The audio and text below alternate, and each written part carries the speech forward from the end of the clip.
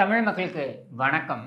ஒரு சில காணொளிகள் இங்கே பகிர போறேன். இந்த காணொளிகள்லாம் நீங்க பார்க்கணும். இந்த காணொளிகள பார்த்தே நீங்க இன்னைக்கு தமிழகத்துடைய நிலைமை எப்படி இருக்கிறது அப்படின்றத ஒரு முழுமையா, அதாவது ஒரு வாழ்க்கை ஒரு வட்டம்டா அப்படின்னு சொல்லுவாங்க இல்லையா? அந்த மாரி தமிழக மக்களுடைய வாழ்க்கை என்பது இந்த 5 ஆண்டுகள் எப்படி ஒரு வட்டமாக வந்திருக்கிறது அப்படின்றத நீங்களே புரிஞ்சுக்கலாம். அதுக்கு மேல நான் சொல்றதுக்கு எதுவுமே இருக்காது. இருந்தாலும் நடுநடுவில் நானும் பேசி தொலைக்கிறேன். ஆனா இந்த காணொளிய பாருங்க. இது யாரு அப்படின்னாக்க, நம்ம படத்துக்கு நான் 10, நின்னுக்கு நான் 5ன்னு சொன்னார் இல்லையா?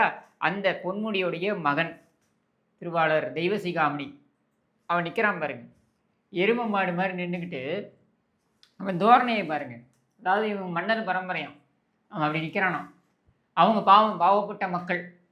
அந்த மக்கள் இவன்கிட்ட யாசகம் கேட்டு நிற்கிறார்கள். அவர்களுக்கு இவனா பார்த்து, அவன் பாடி லாங்குவேஜ பாருங்க. இவனா பார்த்து ஏதோ பிச்சை போடுகிறான். அந்த பிச்சை என்ன அப்படின்னா, "ஏய் நீ கொண்டு வா" அப்படின்றான். ஒரு ரூ. 500 நோட்டு. அந்த ரூ. 500 நோட்டை இப்படி குடுக்குறான். தூக்கி போடுறான். சரியா? நீங்க புரிஞ்சுக்கோங்க. இந்த யாசகம் கேட்கக்கூடிய அந்த மக்கள் யாரு அப்படின்னா, நாம தான். நம்மை அந்த இடத்தில் தான் வைத்திருக்கிறார்கள். இவன் அந்த இடத்துல உட்கார்ந்துருக்கான் இல்லையா? நம்ம போய் யாசகம் கேட்கிற இடத்துல போய் அவன் உட்கார்ந்துருக்கான் இல்லையா? அவன் எப்படி அங்க வந்தான்? அப்படின்றது தான் கேள்வி. இப்போ ஒருவன் உண்மையிலேயே உழைத்து அவன் மிகப்பெரிய இடத்துல உட்கார்ந்துருக்கான்னா, அவன் மனதார பாராட்டணும். அதாவது ஒரு சாதாரண பின்னணியிலிருந்து வந்தவன் உழைத்திருக்கிறான். அவன் உழைத்து அவனுடைய கடுமையான சவால்களை எல்லாம் எதிர்கொண்டு அவன் மேலே ஒரு பதவிக்கு வரான் அப்படின்னா, உண்மையிலேயே நம்ம பாராட்ட போறோம். ஆனால் இவனெல்லாம் எப்படி வந்திருக்கான்? இந்த பொன்முடி என்பவன் ஒரு உதவி பேராசிரியர் மாரி வந்தவன் தான். அவன் பேராசிரியர் கிடையாது. உதவி பேராசிரியர் கூட கிடையாது. அப்படி வந்தவன், அதுக்கப்புறம் திமுகவுல அவனுக்கு ஒரு பதவி கிடைத்த பின்னர், அவன் 89ல எனக்கு தெரிந்து அவன் அமைச்சர் ஆனான்னு நினைக்கிறேன். அந்த காலகட்டத்திலிருந்து இவனுடைய அசுர வளர்ச்சி, அதாவது ஸ்டாலினோட சமகாலத்தில் வளர்ந்தவன்னு எடுத்துக்கலாம். இவன் பார்த்தீங்கன்னாக்கா, இன்னைக்கு அவனுடைய மகன், அவன் பிறந்ததுலேருந்து அவன் கஷ்டம்னா என்னன்னு பார்த்துருக்க மாட்டான். அவன் இன்னைக்கு நின்று இந்த யாசகம் எடுக்கிறாங்க பாருங்க, அவங்க கிட்ட இப்படி நடந்துக்கிறான் பாருங்க. இந்த தோரணை எங்கேருந்து தெரியுமா வருது? நல்லா மன்னர் பரம்பரை. இவன் அப்பன் பிச்சை எடுத்துனான் ஒரு காலத்துலன்றது வேற விஷயம். திருடி பிழைத்து மேலே வந்தான்றது இன்னொரு விஷயம். சரியா? ஊரில் ஒரு இடம் விடுறது கிடையாது. செம்மண் திருட்டு அப்படின்னு கேள்விப்பட்டிருப்பீங்க. அந்த செம்மண்ணை திருடி அந்த பணத்திலிருந்து கொழுத்து 10, 15 காலேஜுகளை கட்டி, அங்கே படிக்க வரக்கூடிய மாணவர்களுடைய அந்த ஃபீஸுன்ற பேரில் அவங்கள்ட்டேருந்து உறிஞ்சி பிடுங்கி அப்படி வளர்ந்த ஒரு கேடுகட்ட குடும்பம் இவன் குடும்பம். சரியா?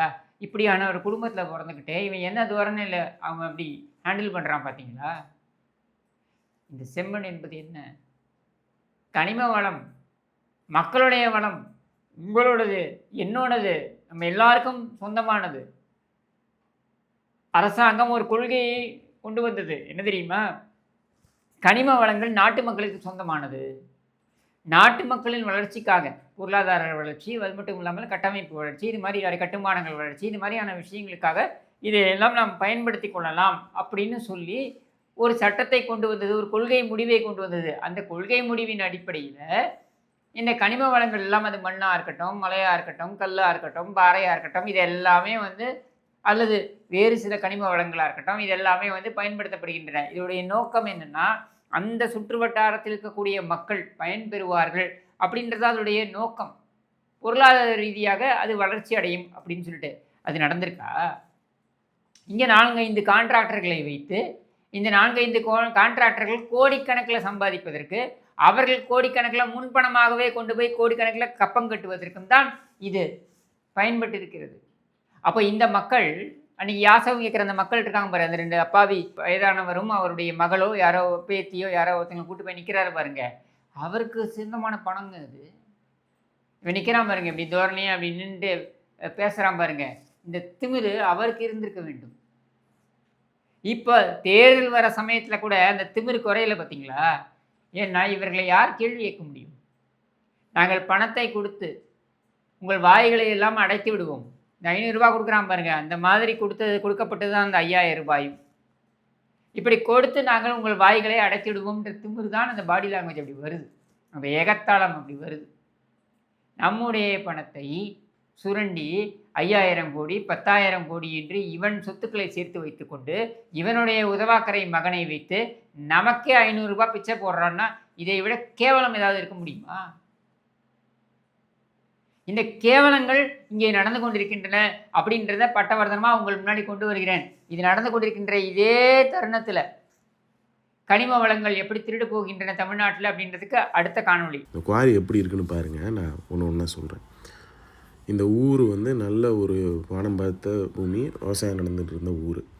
4 வருஷமாக வந்து குவாரின்னு பேரில் பயங்கரமான வேலைகள் பண்ணிகிட்ருக்காங்க. அதில் ஒரு குவாரி இது கிட்டத்தட்ட 150 அடிக்கு அங்கே வந்து உடச்சி எடுத்துகிட்ருக்காங்க. ஸோ இந்த குவாரி பண்ணதும் இல்லாமல் அங்கே இருக்க நீர்நிலைகளை நாசம் பண்ணி வச்சுருக்காங்க. இந்த இடம் எப்படி இருக்குன்னு பாருங்கள். இப்போ இந்த சைடு ஒரு பவுண்ட்ரி மாதிரி தெரியுதுல, இது வந்து ஒரு வரத்து கால்வாய் ஒன்று. இது வந்து கீழே இருக்கிறது வந்து ஒரு குளம். அடுத்து இந்த குவாரியில் இருக்க சாமானை எடுத்துகிட்டு போகிறதுக்காக ஒரு கண்மாய், விசலிக்குளம் அப்படிங்கிற கண்மாய்களை ஒரு ரோடு போட்டு எடுத்துகிட்டு போயிட்டுருக்காங்க. ஏன்னா இதுக்கு முன்னாடி இந்த ரோடு வந்து ஊர் வழியாக கொண்டு போனப்போ மக்கள் தடுத்துட்டாங்க அப்படின்ட்டு. இதை தாண்டி அவ்வளோ சட்டவிரோதமான விஷயம் நடந்துகிட்ருக்கு. இன்னொரு புது காரிக்கும் இப்போ அப்ளை பண்ணியிருக்காங்க, சுற்றுச்சூழல் அனுமதி வாங்கியிருக்காங்க. இது புதுக்கோட்டை மாவட்டம். பாருங்கள், நீங்களே பாருங்கள் எப்படி தோண்டியிருக்காங்க பாருங்கள். அதாவது நம்ம கேள்விப்பட்டிருப்போம், ஏதோ 10 அடி தோண்டுவாங்க, 15 அடி தோண்டுவாங்க, 20 அடி தோண்டுவாங்கன்னு. இவங்க அப்படி இல்லை. 3 அடுக்கு மாடி, 5 அடுக்கு மாடி, 10 அடுக்கு மாடி அளவுக்கு கீழே தோண்டியிருக்காங்க. தோண்டி இந்த மண்ணையே முழுமையாக மலட்டாக்கி இருக்கிறார்கள். இதை தோண்டி எடுத்து எங்கே கொண்டு போனார்கள் என்றால் அவர்கள் பணத்தை சேர்த்து கொண்டார்கள். உதாரணத்திற்கு நம்ம செந்தில் பாலாஜி சொன்னான் பார்த்தீங்களா, நீங்கள் வந்து எவ்வளோ துணிச்சல் இருந்தால் அந்த பிரச்சாரத்தில் அவன் சொல்கிறான், நீங்கள் 11 மணிக்கு வாக்கு எண்ணிக்கை முடிந்தால் 11:05 அதாவது 5 நிமிடங்களிலெல்லாம் நான் உங்களுக்கு உரிமம் கொடுத்துட்றேன்.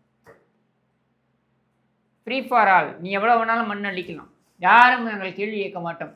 இதை அவன் தேர்தல் பிரச்சாரத்தில் சொல்கிறாங்க. அவன் அப்போ என்ன துணிச்சல் அவன் சொல்கிறான்றதை நீங்கள் புரிஞ்சுக்கலாம். அதோடைய விளைவு தான் இது நீங்கள் பார்க்குறீங்க. இன்றைக்கி புதுக்கோட்டையில் பார்க்குறீங்க. இது புதுக்கோட்டை மட்டும் இல்லை, தமிழ்நாடு முழுக்க இதுதான் கதை. சுரண்டி சுரண்டி சுரண்டி இந்த எடுப்பது என்பது அங்கே இருக்கக்கூடிய மக்களுக்காவது பயன்பட்டதா என்றால் அதுவும் கிடையாது. மாறாக இந்த மக்களை கொண்டு வந்து எங்கே கொண்டு வந்து நிறுத்துகிறார்கள் என்றால், இந்த பணம் சுரண்டுறாங்க இல்லையா, 5000 கோடி 10,000 கோடி 20,000 கோடி. பிடிஆர் பழனிவேல் தியாகராஜன் சொன்னார் பாருங்க, இது ஆண்டுக்கு 30,000 கோடின்ட்டு. இன்னும் சொல்ல வேண்டும் என்றால் இவர்கள் இந்த 5 ஆண்டுகள் திருடியது மட்டும் கிட்டத்தட்ட 4.25 லட்சம் கோடி. அதிலிருந்து பிசாத்து பணமாக அப்படி 200 கோடி 300 கோடியை தூக்கி அடித்து அவன் குடும்பத்தில் இருக்கக்கூடிய உதவாக்கரைகளை வைத்து, அது ஆகாஷ் பாஸ்கரனாக இருக்கலாம், இல்லை இன்ப நிதியாக இருக்கலாம், ஏதோ ஒரு நிதியாக இருக்கலாம், இவனை வச்சு பணம் எடுக்கிறது. அந்த படத்தில் பார்த்திங்கன்னா உணர்வுகளை தூண்டுவது போல பராசக்தி அப்படின்னு எடுத்து தமிழ் உணர்வு, அதாவது நமக்கு உணர்வு இருக்கணுமா, இவர்கள் வந்து மனசாட்சியை புதைத்து விட்டு திருடுவார்களாம். இவர்கள் திருடுவதை நம் கண்டுக்காமல் இருப்பதற்காக நமக்கு உணர்வு வந்து இந்த படத்தை பார்த்துட்டு வாயை குழந்தை உட்காந்துருக்கோமா. அப்படி எப்படி பாருங்கள் இவங்க புத்தி. இதுதான் தமிழ்நாட்டில் 5 ஆண்டுகளாக நடந்து கொண்டிருக்கிறது. இதை நீங்கள் புரிந்து கொள்ள வேண்டும். ஒரு பக்கம் இது நடந்து கொண்டிருக்கின்ற அதே தருணத்தில் புதுக்கோட்டை காமிச்சனா அடுத்தது அப்படியே கிருஷ்ணகிரிக்கு போவோம். இது கிருஷ்ணகிரியில் 2 நாட்களுக்கு முன்னாடி நடந்த கதை.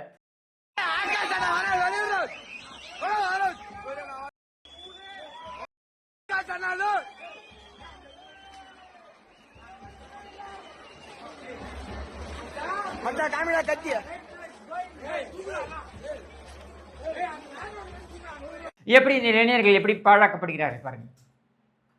ஒரு பக்கம் பொன்முடி மகன் கெத்தா அப்படி ட்ராக் சூட் போட்டுக்கிட்டு அப்படியே 30,000 ரூபாய் 40,000 ரூபாய் அந்த டிஷர்ட் விலை அதை போட்டுட்டு அப்படி நிற்கிறான். சரியா?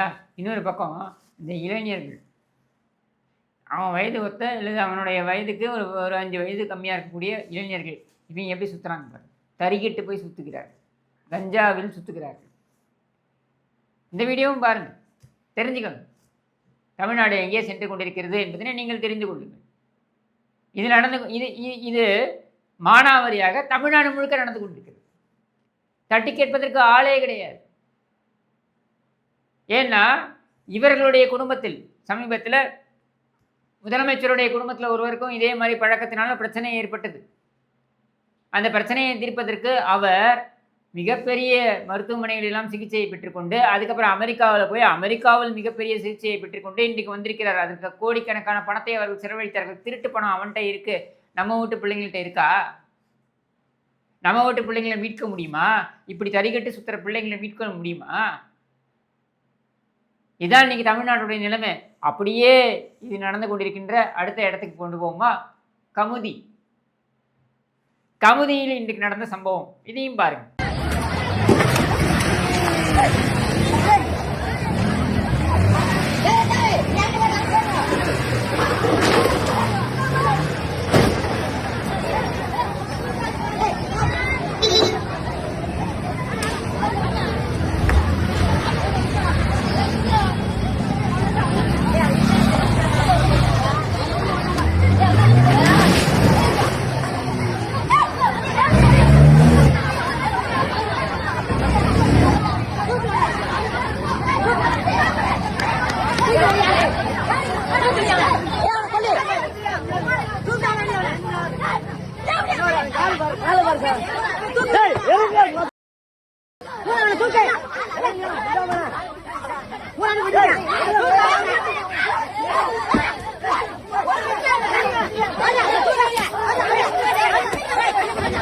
இதுல பாருங்க, தெளிவா அவன் முழு போதையில இருக்கான்.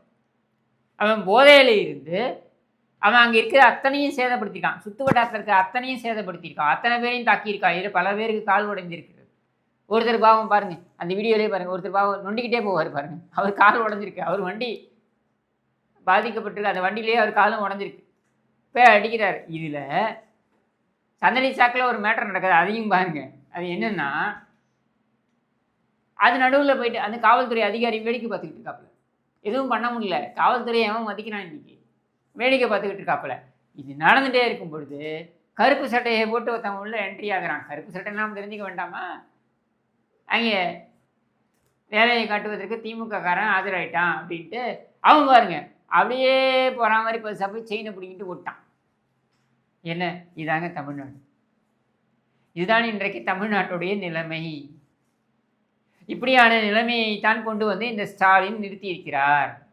இதைத்தான் பாராட்டி இங்கே இருக்கக்கூடிய சினிமா நட்சத்திரங்களிலிருந்து இன்ஸ்டாகிராமில் இருக்கக்கூடிய பிரபலங்கள் வரைக்கும் அத்தனை பேருக்கும் பணத்தை கொடுத்து ஆஹா சூப்பர் ஆட்சி, ஓஹோ சூப்பர் ஆட்சி என்று இவர்கள் புகழ்ந்து கொண்டிருக்கிறார்கள். அதுக்கும் கேவலம் நம்ம பணத்தை தான் செலவு பண்ணுறான். இவன் வீட்டு பணத்தை எடுத்து செலவே பண்ணுறது இல்லைங்க. இவனுங்களை என்ன தாங்க பண்ணுறது சொல்லுங்கள்? நாமளும் யூடியூப்பில் அவுத்தும் பார்த்தாச்சு, அடிச்சும் பார்த்தாச்சு. இது எதுவும் திருந்துற மாதிரி தெரியல. அப்படின்ற நிலைமையில் இது திருந்த ஒரே வழி நாம் எடுக்கிற முடிவு தான். அதை உங்ககிட்ட விட்டுறேன். இந்த வீடியோவெல்லாம் நீங்கள் பார்க்குறீங்களே, நீங்களே முடிவு பண்ணுங்க. இதுக்கு மேலே நான் சொல்கிறதுக்கு என்ன இருக்குது? நீதிமன்றத்தில் போய் போராடுவது, சட்டப்படி இவர்களுக்கு எதிராக போராடுவது, என்ன இவர்களை எந்த இடத்துலையும் விடாமல் துரத்துவது, விரட்டுவது, இதெல்லாம் நாங்கள் பார்த்துக்கிறோம். ஆனால் குறைந்தபட்சம் இவர்களை வீட்டுக்கு அனுப்புவது அப்படின்றத நீங்கள் போய் ஒரே ஒரு வாக்கு செலுத்துவதில் உங்களால் முடியும் என்கிற நிலையில் அதையாவது பண்ணுவீங்களா? எனக்காக பண்ண வேண்டாம், தமிழ்நாட்டுக்காக பண்ணுவீங்களா அப்படின்றத உங்களிடம் தான் கேட்டுவிட்டு விடைபெறுகிறேன். நன்றி, வணக்கம்.